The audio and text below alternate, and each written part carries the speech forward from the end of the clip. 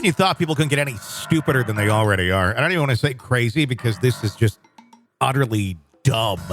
And there should be severe consequences for this. I'm sure it'll be a slap on the wrist. Oh, you're young. You don't know what you're doing or you're saying. Let's get into it. The wake of the tragic Uvalde shooting in 2022. Yes, it ties into Uvalde. Texas communities, they're still dealing with that insanity. This is the one where the 200 police officers lined up around the school while one young man went through and executed children.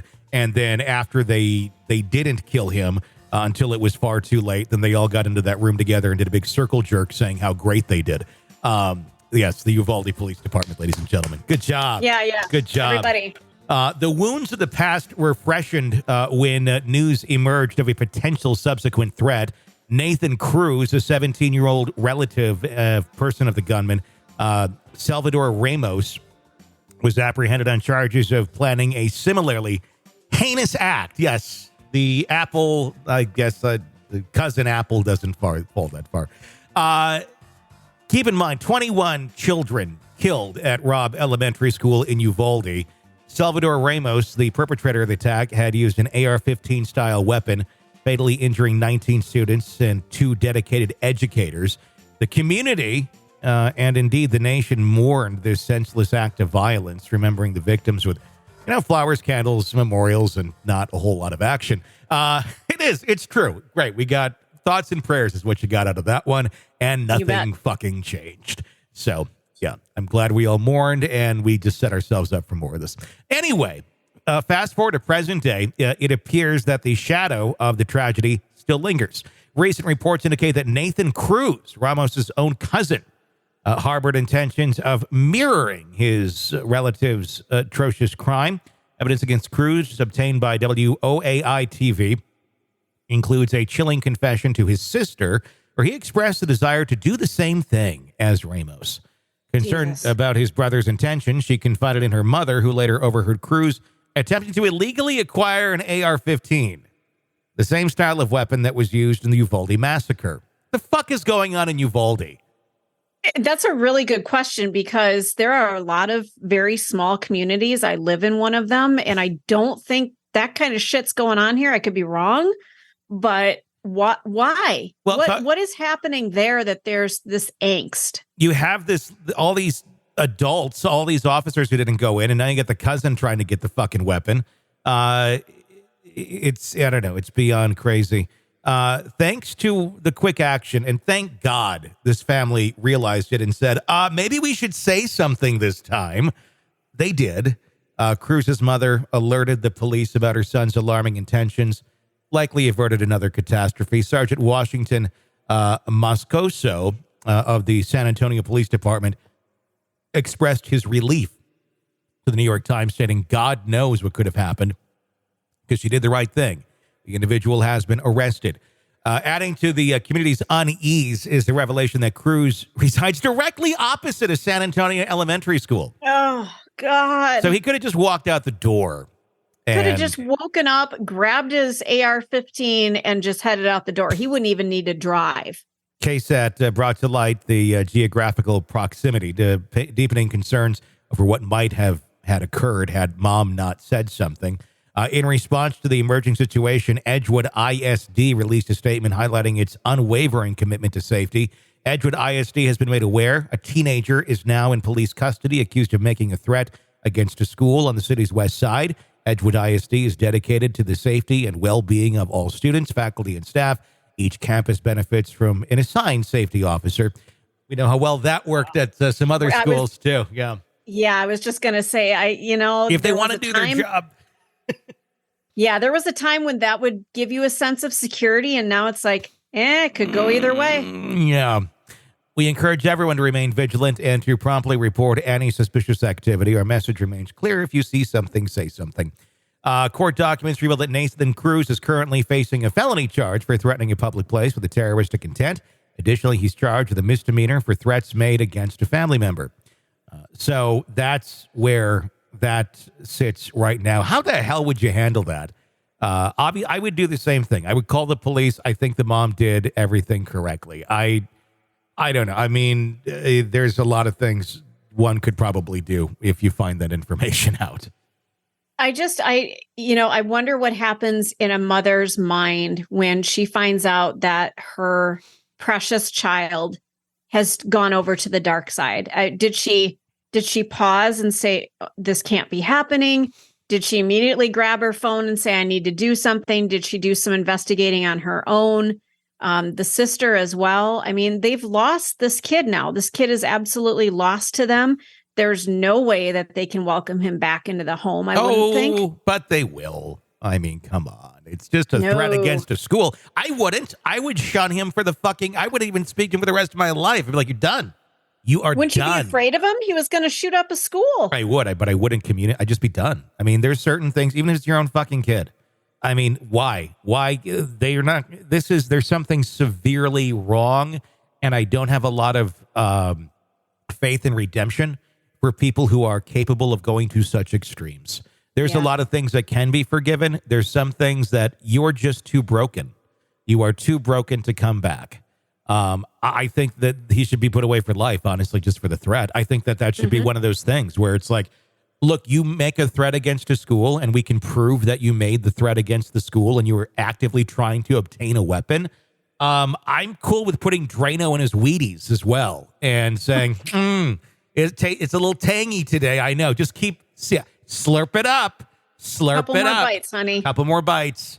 And just rid the world of this beast before they get out and do something else. Because unless this person is put away for good, they'll be, you made that threat, you're going to get a little probation here. It's the first time, and they're 17 or so now. Give it a few more years. They will be in prison for murdering at least one person by the time they're 20. I would put money on that. I would, if there was just a betting odds table on who's going to kill somebody, I'd say he's up there. And I'm sure we'll just release him back into society and let him kill. And then we'll be like, oh, well, didn't see that coming. No, I hope not. What a 17-year-old boy and a 17-year-old girl should be doing is trying to figure out what they're going to do after high school, who they're going to date, what are they doing this weekend, that kind of stuff. That doesn't change from generation to generation. That's what 17-year-olds are supposed to be doing. They're supposed to be worried about what concert are they going to go to, shit like that. Trying to figure out how to get a gun so you can massacre a school, that's not normal behavior by any stretch. No, it's not. I mean, it's basically, if we want to put it into perspective, we look at the Middle East and how crazy some things can be over there with suicide bombers and such. And though, thank God we don't have that in our country. The fuck we don't. It's our kids. It's our kids showing up into fucking schools with guns. We have it all the fucking time. So as one would scorn, that, like, oh, look at that Middle Eastern person who's doing a suicide bomb. If that was my son, I would kill him myself. Well, okay. Welcome to America. This sort of shit is happening here. We just call it something different. And I don't know. This is just, I don't know. We need a dramatic change in how we handle these sort of threats and don't just, slap them on the wrist and let them back out. It just needs to be, you're done. You're done. There's certain rules we play by in life here. And if you choose to go that far off the fucking grid, you're done. Whether you committed the crime or not, it shows you are capable of it and you are willing to do it. And if you've gone that far as to start looking for the weapons, I think it's just game over. Yeah, you've crossed that line. But unfortunately, it's not. So that's the latest on that. We haven't really seen a whole lot happen over there. There's been several officers who have quit, been fired, this or that. But again, at the end of the day, you never really got Uvalde going back on the stage with their giant hats saying, we're sorry, we fucked up. It's just kind of like, let's not talk about this. And, so. Yeah.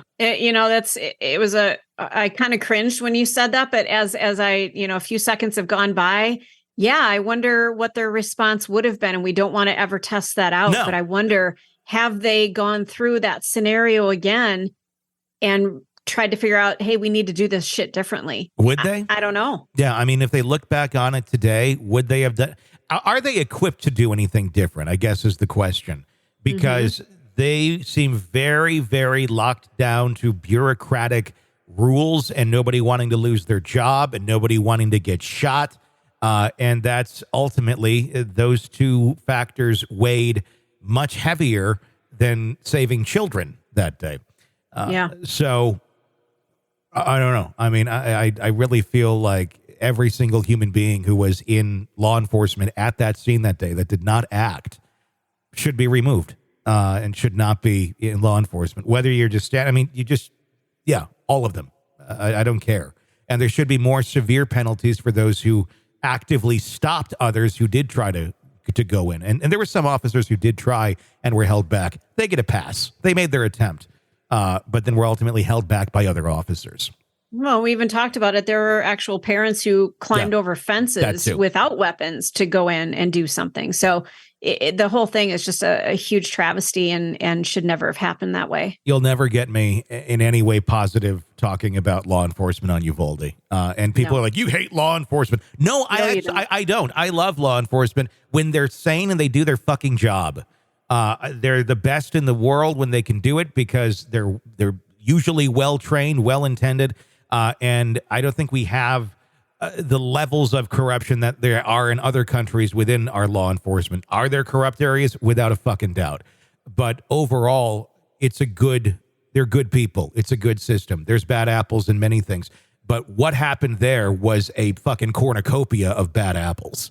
It was like the whole fucking orchard of bad apples came out that day. And it's just, that's one thing I will always, I get so riled up over this one. Oh, I know you do. And it was like watching a really bad parody movie, although it was real and it was horrific to watch. And it should never happen that way again. I hope every police department has used that as a training device of what not to do.